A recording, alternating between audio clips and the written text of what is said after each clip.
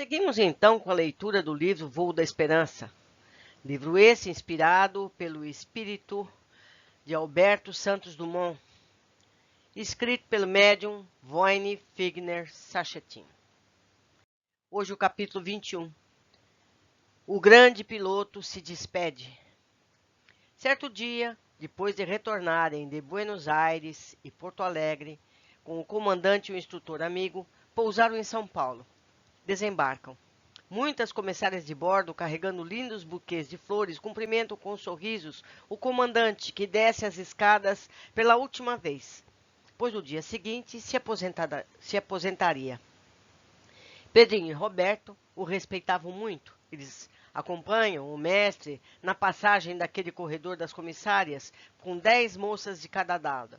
Elas recebem o comandante com buquês de flores no desembarque do seu último voo. Mais de 50 pessoas o aplaudiram. O comandante retira o cap em sinal de respeito e, com o dorso da mão, enxuga o canto dos olhos. Quando o piloto exemplar, de cabelos grisalhos, atravessou a porta do salão, virou-se para olhar a pista. Os 2 moços o acompanhavam.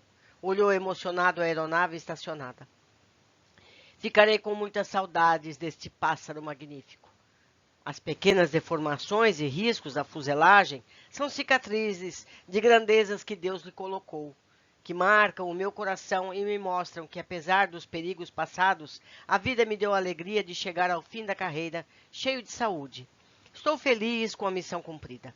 Virou-se na direção do salão, colocou as mãos nos ombros dos moços. Que Deus lhes acompanhe a vida, como me acompanhou. Abriu-se um sorriso que lhe refletia a alma bondosa. Olhou ao redor, voltou a cabeça para a pista, olhou de longe o aeroporto de Congonhas e lembrou-se que 35 anos atrás decolava num voo de piloto privado. Contendo a emoção, penetrou na sala envidraçada coberta de cortinas de seda. A esposa e 3 filhos o esperavam.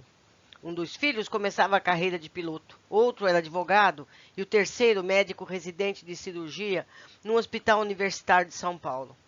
A esposa mostrava seu porte nobre, olhos azuis esverdeados, cabelos aloirados. Algumas rugas ao redor dos olhos eram resultado das preocupações nas horas de voos do marido, tanto tempo em viagens internacionais. O comandante se emocionou com a surpresa, ao perceber que aquilo era o prêmio de reconhecimento da companhia e dos colegas. Quando se aproximou do centro do salão, o diretor da companhia abraçou-o. Sua esposa entregou ao comandante um buquê de flores rosas em tom vermelho vivo com a faixa: "Muito obrigado pela dedicação a nós todos, querido pássaro errante."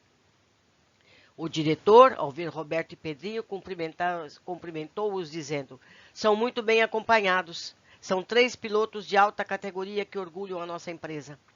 A tripulação se esqueceu do cansaço da viagem tão tensa e se divertiu. Um conjunto musical dos funcionários da companhia começou a tocar uma música. O diretor, com o microfone na mão, anunciou que o pássaro errante iria dançar com a esposa a valsa do adeus. Alguns riram, mas quando soaram os acordes da valsa, todos aplaudiram. A festinha se prolongou, com bate-papos entre os amigos. Pedrinho e Roberto prestaram atenção, aprendendo sobre viagens. O comandante contou que certa vez, quando decolava de Nova York para São Paulo, com a temperatura de 25 graus abaixo de zero, a aeronave taxiava sob a camada de neve que os tratores não conseguiram retirar totalmente da pista. Conforme corria para ganhar velocidade, canhões como aqueles do Corpo de Bombeiros iam lançando as asas para decongelar a neve numa operação muito perigosa. E os casos continuavam. Certa vez sobrevoava Chicago e a torre de controle deixou-o esperando, voando em círculos, enquanto a tempestade de neve não lhe dava chance para deslocar para o aeroporto de segunda opção. O peso do avião aumentava com a neve nas asas. Além da adulação total de passageiros que chegavam ao Rio de Janeiro, ele começou a transpirar olhando o painel de instrumentos. Rezava para que a pista estivesse desimpedida logo.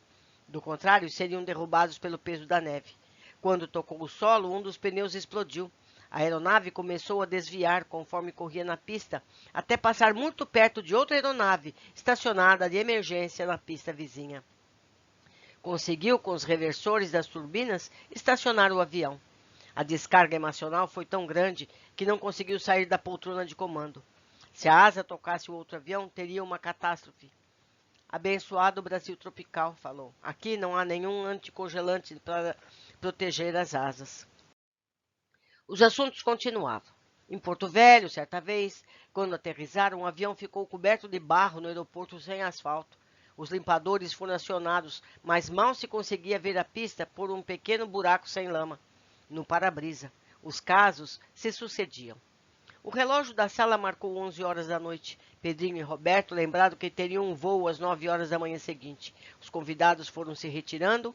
O comandante abraçou os moços. Pedrinho, desculpando-se, perguntou se poderia levar seu cap como lembrança. Prometeu-lhe que iria usá-lo nos voos importantes em homenagem ao comandante. Ele, sorrindo, colocou o cap na cabeça de Pedrinho enquanto dizia: isso o protegerá de todas as preocupações e lhe servirá de inspiração durante seus voos. Roberto perguntou-lhe: e eu, não recebo uma lembrança? Ele desabotoou o cinto novo e elegante que entregou a Roberto brincando. Ainda bem que as calças estão apertadas. Use-o sempre que tiver um voo difícil. Os dois amigos atravessaram o salão, puxando a malinha de rodas e se encaminhavam para casa. Lá fora, além da vidraça do ônibus, a garoa fria ia pintando as calçadas do asfalto, semeando notas de tristeza na atmosfera. Parecia que as luzes deslumbrantes da capital paulista se escondiam tímidas. Depois, sobem no bonde que segue tilintando um sino e, ao atritar as rodas de aço, balança o cabo elétrico que leva energia para o motor elétrico mover o veículo. Pedrinho pergunta a Roberto: eu me distraí na leitura aqui, porque esses bondinhos tinham até 1955. Eu era criança quando tiraram os bondes de São Paulo. Será que um dia receberemos homenagens como essa de comandante? Um discreto humor negro, o amigo responde. Se não morrermos antes, é bem provável. Extremamente cansados, apoiam a cabeça no encosto do banco e, ao balançar do bonde, os faz dormir. Até a Casa Verde havia um bom pedaço de São Paulo para se atravessar. A garoa, abraçando os faróis, obrigava os veículos a se deslocarem mais lentos. Através do excesso de cansaço, Pedrinho sonha agitado e tem um pesadelo em que se vê como gaulês coberto por uma armadura de um metal parecido ao alumínio das asas do avião. Ao seu lado, no banco, Roberto sonha coisa semelhante. Os sonhos lhes mostram fogueiras, onde homens, mulheres e crianças eram tochas humanas que gritavam por socorro. O soldado gaulês gargalhava. Nós lembramos, né, amigo? Os primeiros capítulos contavam essas atitudes que eles mesmos tinham no passado. Numa friada do bonde, quando um bêbado atravessou o sinal, ambos acordaram. Meu Deus, o cansaço é tanto que tive um pesadelo em que era um soldado que ateava fogo em muita gente, falou Roberto espantado. Pedrinho, surpreso, retruca. Que coisa estranha. Eu tive o mesmo sonho. Deve ser tido causado pelo que comemos na festinha. Ambos riem e ficam observando os sinais e luzes das ruas, pensando quando chegassem ao final da carreira de piloto. Fora do veículo, as luzes se multiplicavam num festival de cores. Quanta energia, quanto trabalho, quanta beleza têm as luzes de São Paulo. É uma das maiores cidades do mundo, pensou Pedrinho. O bonde foi deslizando, os semáforos sempre piscando nas ruas, amarelo, verde, vermelho. Chegaram às suas casas. Amanheceu e a labuta diária recomeçou. A vida foi caminhando e os moços acumulando experiência. Os aviões se aperfeiçoaram na mesma proporção em que as tensões e problemas nos aeroportos aumentavam. Os aparelhos de proteção ao voo se modernizaram, mas o aeroporto de Congonhas se fossilizava. Os dois companheiros se separaram, voando em outras rotas, trabalhando em outras companhias. Aqui ficamos, meus amigos, com mais um capítulo. Esse livro tem capítulos bem curtinhos. Quando eu postar, provavelmente eu colocarei de 2 em 2. Um abraço e até o próximo.